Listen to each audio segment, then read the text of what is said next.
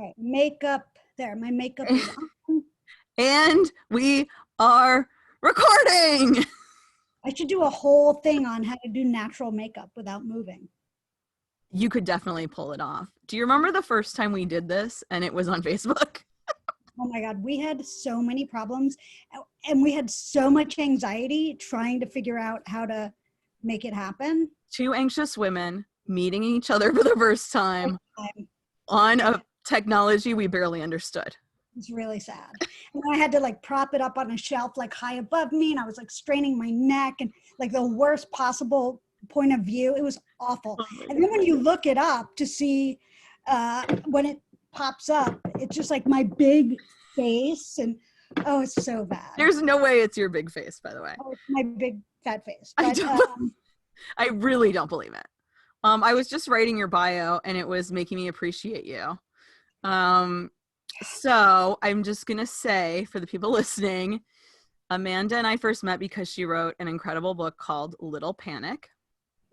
And it is a memoir set in the 80s in New York City. And if you haven't read it and you've dealt with any kind of panic disorder or actually anything on the whole anxiety spectrum, it is a book for you. I mean, even if you just exist, like if you were born once. I mean, the truth is right now, literally, I feel like everyone I meet can relate to it. Although, you know what? This was one of the first things I wanted to ask you. Do you find yourself more or less in your anxiety baseline these days than before? I am in my happy place. Like I am, it's so strange. I mean, it's not that strange, but as soon as this hit and everybody was ratcheted up to the state that I'm normally in every single day, I was like, okay, now I feel good. Dude, like, me too. Like, what is the deal with that? I think it's just that we no longer have to manage our emotions and our way of living and expressing ourselves to other people anymore, because they're now in a state of such anxiety that they're not even paying attention to anything else but their own anxiety. So we don't have to work for it. Yeah. And do you think part of it too is we get to be at home? Like, oh God, yeah. Like there's no need for a pretense of anything. Like you don't have to lie. You're just like, it's fine to just be home. I have to say that when this first started, I thought if I were a child right now, as the child that I was, this would be all I'd ever wished for in my life, would be to stay home near my mom and never leave her. And it would be her biggest nightmare. But I mean, home is like my safe place. Right. It's my security blanket. Yeah, we are animals, like for those, and I say we meaning Beautiful Voyagers, meaning people in this anxiety world together. We are little cubby animals that want to like just, I think about just like reorganizing the books on my bookshelf. I'm just like, oh, I'm happy. Just let me just sit here and play with this little thing. It's like being back in the womb. It's like just anything you can do in your apartment is how I like self-soothe. Yes, exactly. And the funny thing is that a lot of people, my whole life, people have mistaken me for this like party animal, this like crazy social animal. And they're like, well, you're probably not at home. I'm like, dude, I am always at home. But to be fair, there are a couple of reasons why they would assume that. One, you have a lot of like extrovert energy. Right. Now, it could be like panic disorder too. I don't know. But like you have a lot of extrovert energy that people are drawn to. You're funny. And like you've been in showbiz. True that. But yeah, I think it's because I'm outgoing and like maybe, you know what it could really be? And I think I might be giving my secret away but it makes sense now that I think of it, is that I think that to like deal with my social anxiety, I'm often saying like, ooh, I can't do that, I'm busy, which really means I can't do that, I'm at home. With busy. With my busy, yeah, with busy. And who exactly. is the cutest little dog in the world. Gonna see her? Oh, please. Hey, Papa. Oh, you got a bowl? And Busy is sort of a famous Sidekick, I think. Oh, Oh, and then you see she's- why. Like oh, famous yeah, you have your toy. buddy. Right? Oh, it's so nice to see you. So I want to just for a second, as I was writing your thing, I was just thinking about your work with children and your work with the Child Mind Institute. So there are these like, big things I want people to know about you. The book, obviously. I want them to know that you have this expertise with kids, and like how is that playing out these days? Because we haven't talked about it lately. It's amazing. I'd like, yeah, kids make me very happy. Um, so I've been so I started doing these workshops for adults about writing your emotions. And after the first one, a lot of the adults in that workshop said, can you do this for my kid? Like what you just did for us, can you do it for my kid? I want them to experience what I just went through. And I was like, yeah, that's a great idea. So I've been developing a couple of workshops for kids. Yeah, and I'm sending out the email next week about the workshops, and I'm doing it for different age ranges. But I have been working with a boy every single week for like 5 months. And yeah, it's amazing. It's just amazing because I don't do what, It's not therapy, usually. exactly. It's not therapy. No, what it is it's But it like, is kind of a therapy, right? I mean, it is a therapy of learning to tune into your emotions, I assume. yeah, and with him, it's more about like facing your fear and being socially less awkward and learning how to talk to strangers and how to. Amanda, I want like a TV show of this. This is so So, good. well, so I think that this is sort of where my strength lies because I'm not a traditional learner. I never learned in the setting in which they wanted me to learn. I learned out in the world doing things. And so what I do with this boy is we go out in the world and I take him out in the world and I say, like, we do different things every week, but like this week, for instance, we walked down Fulton Avenue and I said, we're going to go into 5 stores and you're going to talk to 4 strangers. And here's what you're going to do. Before we go into the first store, we are going to, let's say it's a hardware store. Here's what I need. I need blue tape so I can paint my walls and not get the paint on the ceiling. So you need to find the person in charge and you need to ask him where you can find the blue electrical tape. And he was like, I can't do that. And I was like, sure you can. Yeah, you can. You can totally do it. And I was like, why don't I do it first and I'll ask for something else?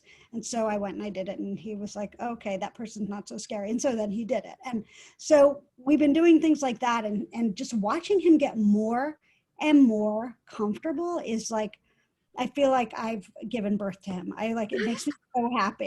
It's like, That is amazing. And what does he know about you? Like, what does he know that in terms of like you going through those feelings or experiencing that? He's a 12-year-old boy. So he doesn't care really what I've Yeah, been through so much, but I think he just knows that I get him. you get it. And Yeah. that's enough for him. Yeah. That I'm like, we have the same energy. And I think that that's part of it too, is that I think that's why I'm good with kids, is that I am still them. Like there is such a large part of me that is still them. And I think they can feel that, that I'm not like a grown up who is, chastising them. I mean, of course, there are things where my student will, he's 12, he's a boy. So a lot of things that come out of his mouth are wildly inappropriate. And I have to rein him in like a grown up. But other than that, he can do whatever he wants. Wow. Say whatever I love that you're you did a tour across the country talking to classrooms and schools. Like this is something that you have been building. And I love that you're sort of methodizing it a little bit or like creating structure around it. Yeah, yeah. And when I did that tour, it was like I traveled for like a year and a half, like on and off throughout the year and a half, talking to kids and talking to parents and teachers. And I discovered my favorite part of that whole process was talking to the kids.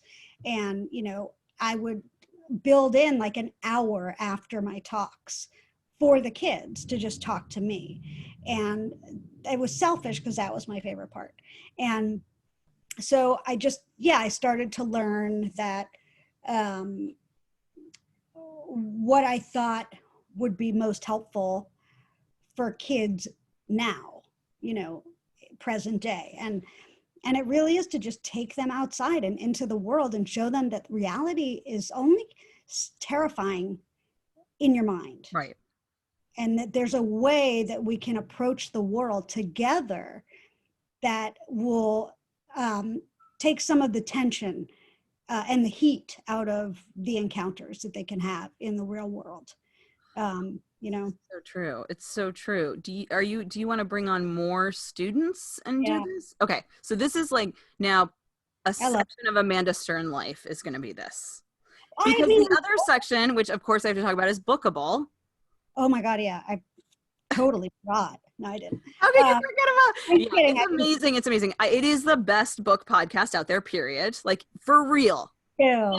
Now, let me be fair. I don't listen to that many. Like I was So, like, this one's really, really good. I don't feel like I need other ones. Like, so one of the things that makes it great is you're a really fun host. You're like right on the right level, and you choose really amazing guests. So how does like Bookable, then the kid stuff, like, or is this like, and then of course writing. I remember writing. I remember. Hard. I mean, I just like, so Bookable is kind of a full-time job. Um, and I'm just sort of thinking about it all the time and working on it all the time. And I'm writing when I can. Um, and, if I sort of look at the big picture, I'll get overwhelmed. Hmm. But if I sort of take it almost just day by day, then I'm great and I'm fine. And so, or even like 2 days at a time, I can be like, okay, tomorrow's all day is going to be Bookable. Friday is going to be Bookable, and then I'm writing for 2 hours. Then I'm doing workshop stuff. So it just, I sort of plan it out It's as nice I to go. have a variety. I mean, as somebody with a big variety myself, like you're right. You can't think about it all at once because that's overwhelming. But when you're in it, you're like, this is good. This is what I'm doing now. Tomorrow Yeah. is this. I love that. Yeah. I just Um, don't think I'm capable of just dedicating myself to one pursuit. You know, what is writing calling? Like, are you working on a new thing? Is it going to be a book? Do you know what it is? ish. So before the pandemic started, I was working on like 5 things at once. I just had like this burst, and I think that's why the pandemic happened, because I was so productive. Yeah, it was like, hey, we got to do something about this. Amanda Stern is doing more than she's ever done. Let's take this down. Yeah, we don't want her to succeed. Let's just pummel her. So I started play. I started writing a play. I started writing a pilot. I started a novel, a bunch of essays, some stories, and then the pandemic hit, and I was sort of like I couldn't read and I couldn't write. I could function better than most, but I wasn't able to channel any spare energy into actual productivity. Um, but I had just moved into a new apartment. I was just like doing my own thing. But I've sort of settled into a collection of short stories and a novel, which I've sort of put on the back burner for a little bit so I can do the short stories. Because what I figured out is during the pandemic, which is endless, and during this presidency, which feels also endless and hopefully has an end in November, I realized I need something that has an end date. I need to complete something. So if I do a collection of short stories, I'm constantly completing things, and I I'll feel like I'm moving forward instead of stuck in this like endless long process. That makes Um, so much sense. That's yeah, how, by the way, I feel about developing products online. Like there is such a difference in building apps or building, brands online than trying to write anything else, because it's like yeah, you push it out, you get feedback, you do a new iteration, but it's just yeah, it's got like such a deadline that it's really yeah. relaxing in a lot of ways. And I need to see what I've made, Yeah. and when you're writing a novel, you're like, okay, I made a paragraph. Yeah, I don't know how you did it. I mean, I've said that before, but it's so massive to me. And I don't know reading it, how to do it either. yeah. I honestly don't. I like, and every time I'm like, I don't know how to do this. How am I supposed to do this? And you know, and I have a lot of writer friends, and we're all very like we've known each other a long time, so we're not full of shit and competing and trying to like Oh, outdo. good. That's great. I It's love great. So every single time one of us starts a new book, we're like, I don't think I know how to do this. And how did I do this before? And do you know what you're doing? Because I don't know what I'm doing. And it's it's like the same. inherent in it is thinking you don't know what you're doing. It's like And the the truth inherent is, step of it. but the truth is, you don't know what you're doing because Yeah. it's a new book. It's Yeah. like a baby. You Yeah. don't know the baby yet. Yeah. Yeah. Well, so you don't know what you're doing, but that is part of, you have to embrace that and say, I don't know what I'm doing, but I'm going to find out, Yeah, instead of absolutely. letting it hold you back and being a fear thing. Yeah. You of course, that's what I say to other people. But when it comes to me, I'm like, I don't know what I'm doing.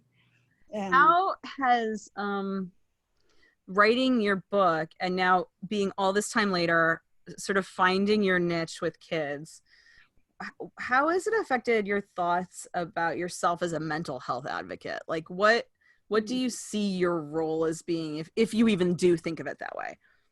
I don't know. I don't. Hi, Bubs. I don't. I don't know what I think of myself as. I guess, in some ways, if anything, I think of myself as um, like a big sibling, like a big sibling helping her troubled younger sibling, um, in ways I wish someone had helped me.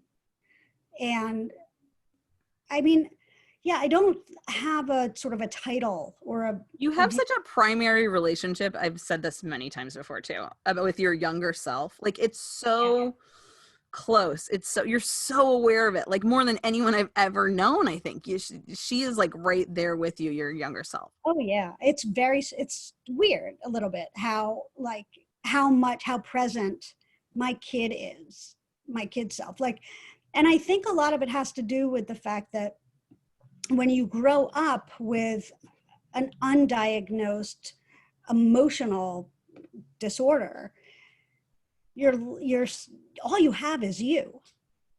And so the feelings you have are so big and so terrifying that it it sort of imprints itself on your in your DNA. And it's not like a memory you can forget, because it becomes a part of your body, becomes a part of your interior sense of self. And That is so well said. I feel like I can feel it. Like as you say it, I'm like feeling it in here. good.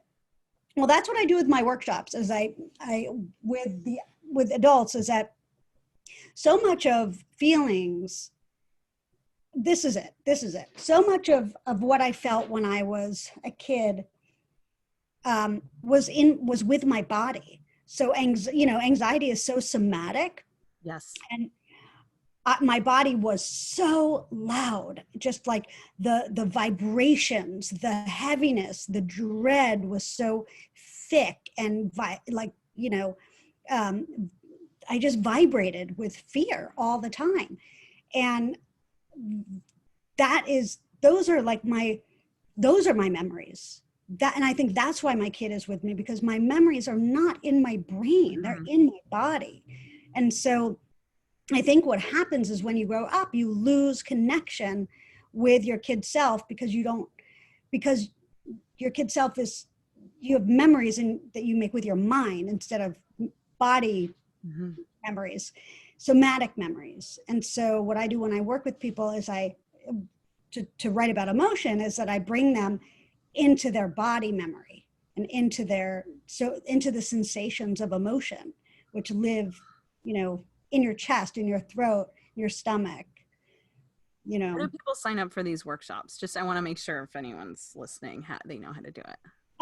So basically they have to get on my mailing list because I send out emails about the workshop. So if they just go to amandastern.com, they can sign up for the mailing list. Okay. And then they'll get an email about it. Great. Especially if they do it now. I'm sending out an email, I think on Monday or Tuesday. Okay, perfect. Yeah. Before I realized I had an anxiety disorder at age 40, I describe myself as an overthinker a lot. And I did it with pride, kind of, or confused pride. Like, I think this is me.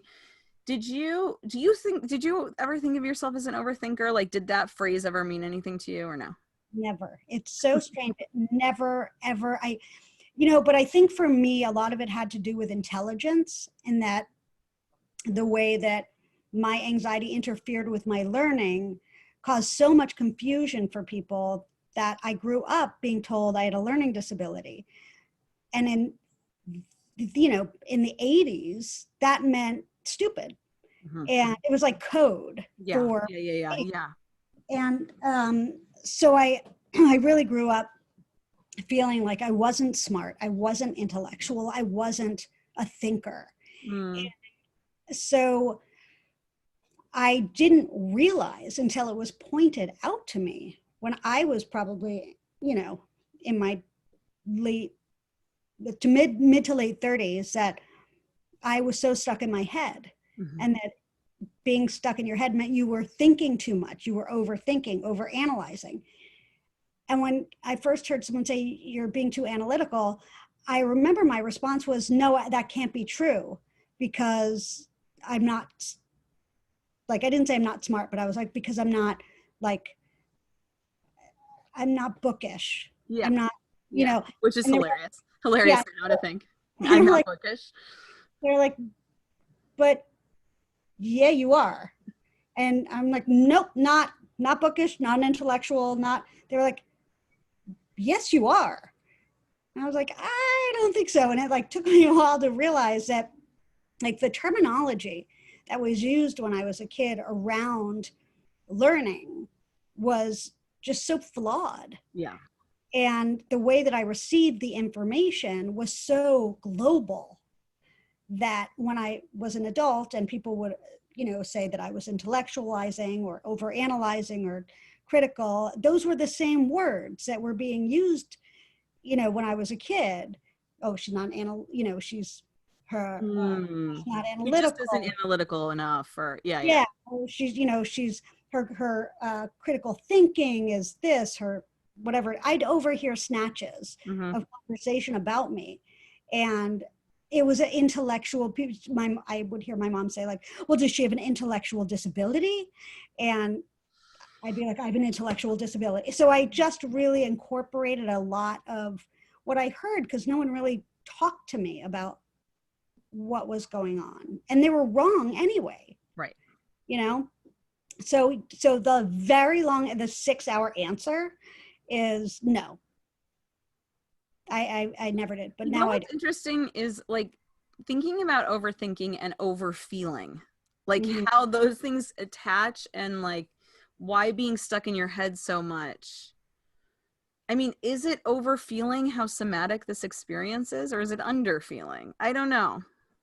That's an excellent question because it's complicated because anxiety truly is a fear of feeling fear. So, it is, people think that it's a feeling, but it's actually a fear of feeling. Yes. And I believe that because I think I held mine but that's what anxiety is. Anxiety is that. Yes. And so that takes so much energy and it's a feeling, but it's over feeling of one feeling. Yeah. Great point. That's right. Over feeling of dread. Yeah, that's a great point. The fear of going close. So I think that, yeah, it's a type of over feeling, and it's also an over, it's an over, I don't know, I can't say it, but it's, no, can't do it. Well, it could be too much of the one thing, as you said. Yeah, I think it could be too much of it. It's like an over feeling of one feeling. Yes, yes. Okay, yesterday I emailed you and said that there's always this portion of this interview where I really want to know about something you haven't had a chance to talk about, or that you've been like thinking about and hasn't come out in another way. What is that for you? Boom, boom, boom. So I responded automatically that I already knew what it was. And this whole time that I've been, doing podcasts and talking to schools and talking to people, I never really have had the chance to talk about this idea that there's a sort of twofold idea that there exists such a thing as normalcy, and that that we never really talk about or look at the fact that we work under the assumption that one model works for everyone or should work for everyone, and that all the systems that have been created have, not all, but a multitude of the systems that have been created seem to misunderstand or misapprehend how human beings function and work and think. And for instance, school. Kids should not be sitting in a chair all day. That's just like a biological fact. Like, they need to be moving and running and touching and feeling and getting dirty, and and they're just sitting there all day, and as though there were one way to learn, and that was the way to learn, and that the kids who aren't learning in that one model, that they're the problem, and like that just drives me insane. And I've never really gotten the chance to talk about that it's the model that's the problem, not the kid. If you could wave a magic wand and change it, what would you do? God, that's a great question. What would I do? Well, I would pay teachers a hell of a lot more money, because I would expect more of them in different ways. I would want, I guess I would want school to be more like communities, and like on a farm or Project-based learning. That's yeah. like when you're looking at schools, they're like, this is a project-based learning school. Do you see that as like, yeah, there should be a hell of a lot more project-based learning? Yeah, I think that there should be options. It should be like a school with, are you, 4 different options. Which one do you learn best in? And if you find that there are like 10 stragglers who are like, none of those work for me, then the other option is to figure out what would work for them and build it together. Like, make that happen, make it work. Like the SATs, I feel like there should be 4 different options for how to take it. It shouldn't just be like, take it untimed. That doesn't help. You're still taking it, like you're still taking it the same way. What do you imagine those 4 SATs looking like? What is that? Like what? Okay, so one way would be where the SAT is for an experiential learner or a kinesthetic learner, and it's more like tactile, and you'd have to work on the questions. It'd have to be more in space and time, and with these pieces, with these red blocks, build something that functions as a animal or whatever it is, but where you have to make something or produce something or build something. That could be one way. Another way could be just an oral exam. Another could be like a walk and talk, like moving. So just, I don't know, different strategies. And that really translates to adults learning and adult being in the office or whatever, learning how to like That's a bad get the system. ideas you need to get the sort of insights. It's not often sitting at a desk. Like walking, moving is truly, it's like scientifically proven yes. to be one of the best ways to work out an idea or to think through something. And whenever I'm stuck, I take a walk and I figure everything out in whatever story I'm working on or whatever essay I'm doing. And it's just like life-changing when you realize that. Where do you do your walks these days? Like, what's your like pattern? So I basically, where I live in Fort Greene, I live, there's an avenue called DeKalb Avenue right to my right. So when I walk out of my building, I turn right, and then I walk down DeKalb Avenue towards Fort Greene Park, and I'll walk around the park, or I'll just sort of wander aimlessly with the dog and I'll let her lead. Like wherever she wants, whatever direction she wants to go, I just follow her.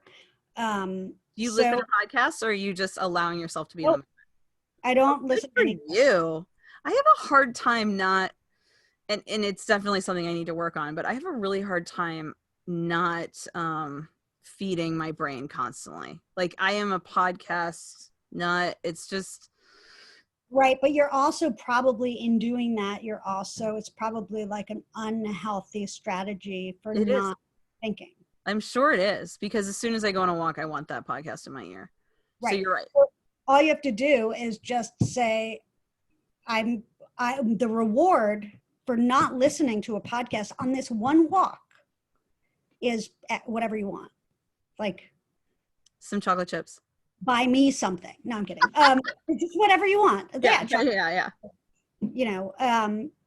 Or have a huge bowl of popcorn for dinner, which is my reward, like a lot. I love popcorn. Do you read anything about anxiety? Are you just like, you are more of an experiential person, right? I mean, do you like look into stuff? I have, yeah. I have a couple of people whose work I really love. Okay, tell me those, because that's what I try to collect.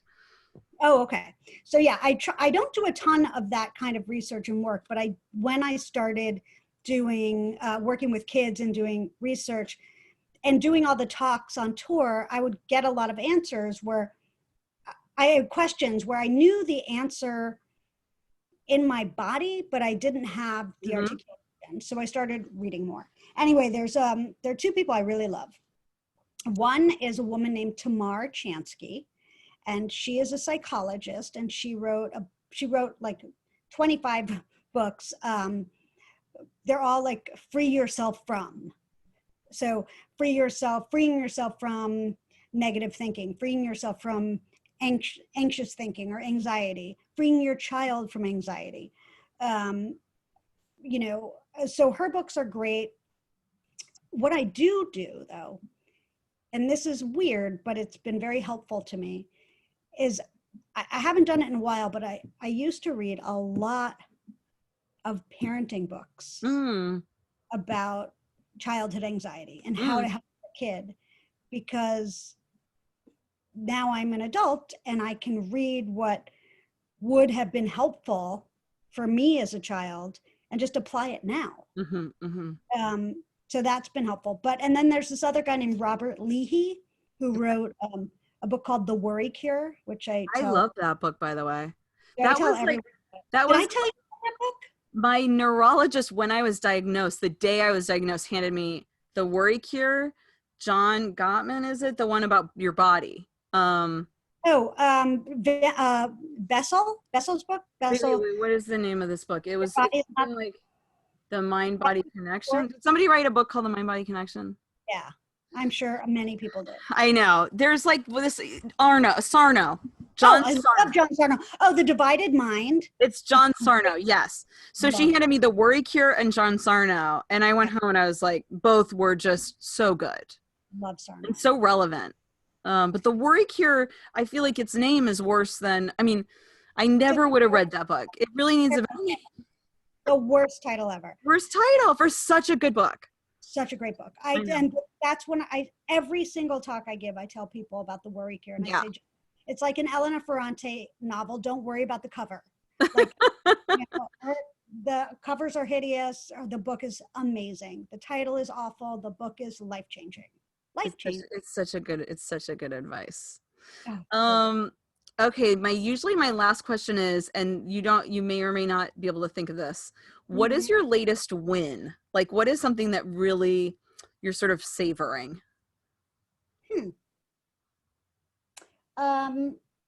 Big or totally small, by the way. Kind of. I know I'm going to think of like another answer when I get off, but right now, I think my biggest win is that I have been biking. Ooh. And I'm super out of shape, and I've been trying to like build my endurance so that when the zombie apocalypse finally arrives, I can actually be Live. strong enough to carry my dog. And Yeah, I was gonna say you can protect busy. so I guess my biggest win is that I've been like pretty starting to dedicate myself more seriously to my physical health. Good for you. Yeah, Good for which you. is important, and I've never really taken it seriously. That's great. That's so I really think great. that might be my biggest win right now. I love it. What's your biggest win? Yeah, I think, well, it sounds so dumb, but you might have noticed, I don't know if you saw on Instagram, but I got a haircut a couple of days ago, and I had a lot of hair. I had it was like 8 months of hair. It's not the haircut itself. It's the embracing of gray. So I'm like really working to Good. embrace this.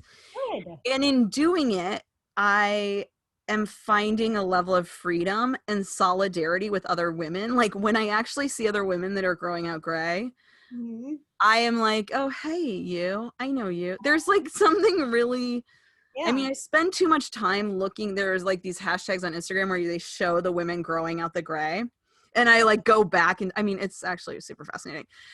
Silver sisters and stuff, because there are people even in their 20s growing out their gray, and they're like really, yes, so many women in their 20s even have gray. It's fascinating. I mean, most are in their 40s, but like many are, yeah. And to see people go through the doubt that happens like when the gray is like this, but now mine is like this. And there's something, I mean, we'll see where it goes, but there's something empowering about it. Yeah. It's weird. No one in my family goes gray. We're not gray. I have no gray. I have zero. That's nothing. amazing. Filthy, dirty hair, but I have no, which is great. We have other problems, but that's not one of them. Yes. But everyone around me is growing out their gray. Are you serious? Love it. Yeah. It's like the thing, right? I feel like it's a trend that's happening, and obviously sped along by COVID. I think it's sexy. I really do. Yeah, I'm psyched. I would look sexy because I look 12. Oh my gosh. I would look like ridiculous. A 12-year-old with gray hair. But I think it's sexy. I honestly another win is talking to you, actually, because I'm really happy to talk to you and just like keeping this going so that I can have the conversations I want to have. And every time ahead of time, I'm like, okay, we're going to do this, right? You always have to fucking gear yourself up for it. Like, here we go. We're going to do this. But at the end of the conversation, I'm always so glad I did. Like, you had so many great things to say, so insightful, just nourishing, but it's sometimes hard to like amp yourself up for it. Yes. So another one of my wins, which is, you just reminded me, is similar, is I hate making phone calls. I don't like it. It gives me a lot of anxiety, but I have been forcing myself to have more phone time with people. Smart. And it is so nourishing. And yes. It just fills me up. It just makes me so happy. And the lead up is like, oh, I wish I didn't do this. No, I know. Why every single time are we like, because we imagine that it exerts so much energy, and yet it doesn't exert. I know. Why are our brains so wrong? I don't about know the amount of energy things will take. Well, I don't know. It's a good question. But I also get really anxious about like when I want to when I want to get off the phone. Mm, What if they don't want to get off the phone? Like, how do mm. I get off the phone when I'm ready to get off the phone and they're not ready? Do you find that you are super, if you sense any hint, Michael's always laughed, like if I sense any hint that somebody needs to go, I'm like, okay, bye. Yeah, me too. I Always. basically hung up. Yeah, I can tell from their breathing pattern. I'm like, I get that you probably have to go. And they're like, I just picked up the phone. We just got on the phone. No, I know. I'm sorry. We're overly sensitive about other. No. Yeah. Yeah. Do you have any, okay, final question. I said the last one was, but this one is. Do you have any like new little tactic, anxiety tactic? It could be breathing, it could be whatever.